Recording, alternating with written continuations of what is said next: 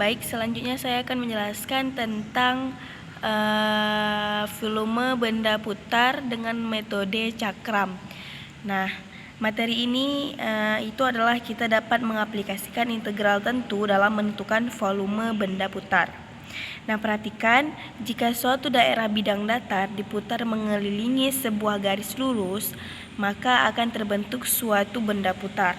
Nah, contohnya jika segitiga kita putar mengelilingi garis AC, akan diperoleh suatu benda putar yaitu kerucut.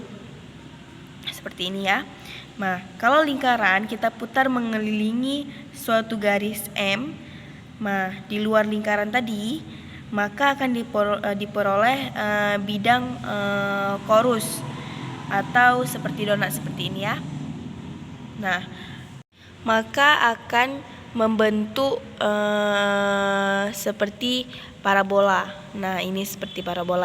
Nah, untuk lebih memahami metode cakram ini, langsung kita ke contoh, yaitu tentukan volume benda putar V yang terbentuk jika daerah yang dibatasi oleh kurva Y sama dengan akar X, sumbu X, dan garis X sama dengan 4 diputar mengelilingi sumbu X. Nah, seperti ini gambarnya. Ya, ini dibatasi oleh dari 0 ke 4X-nya. Nah, jika kita putar mengelilingi sumbu X, yang ingin kita cari yaitu volumenya ini berapa. Nah, yang pertama kita gambar dulu kurvanya, seperti ini kurvanya. Nah, kemudian kita buat partisinya sebanyak n, yaitu x0, x1, x2 sampai xn. Nah, kemudian kita ambil titik sampelnya x ke i. Lalu kita peroleh persegi panjang dengan dengan lebar delta x dan panjang xi seperti ini ya. Ini lebarnya, ini panjangnya xi. Nah, kemudian kita ambil titik sampelnya xi pada selang ke i, xi kurang 1, xi dengan xi sama dengan xi. Nah, seperti ini. Nah, jika persegi panjang ini mengelilingi sumbu X, maka dia akan membentuk parabola seperti ini tadi. Nah, dengan diputarnya persegi panjang ini mengelilingi sumbu X akan membentuk tabung tadi kan, maka akan membentuk rumus seperti ini. Delta Fi sama dengan Pi dikali akar Xi pangkat 2 dikali delta Xi. Nah, dengan Xi nya ini adalah R, delta Xi nya ini adalah V. Nah, yang menjadi pertanyaan, kalau misalnya ini semua dijumlahkan delta VI apakah sama dengan si V volume yang kita cari? Jawabannya tidak. Namun jika delta XI mendekati 0, maka si V itu nilainya memang mungkin mendekati si sigma dari delta FI.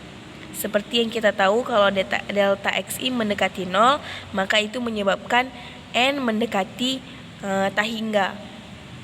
Jadi partisinya kita buat mendekati tak hingga, sehingga volume bisa dinyatakan sebagai kalau N mendekati tak hingga, ini artinya kita membuktikan limit terhadap sigma dari delta Fi. Nah, delta Fi tadi adalah ini dan ini.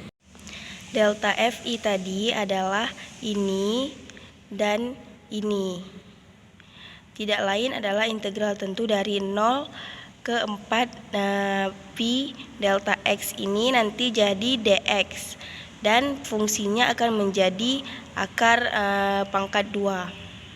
Sehingga ini kita kalkulasi integral biasa karena pi tidak terikat dengan X, maka dia bisa keluar. Sifat integral tentu yang integral tak tentu dari X adalah 1/2X pangkat 2. Kemudian kita hitung hasil integralnya, yaitu diperoleh 8pi. Nah, jadi volume benda putar yang dicari yang terbentuk jadi itu adalah 8pi. Nah, Nah, perhatikan metode mengiris permukaan daerah yang akan diputar secara tegak lurus. Ini terhadap garis sumbu putarnya ini, sehingga diperoleh irisan itu membentuk cakram, dinamakan metode cakram.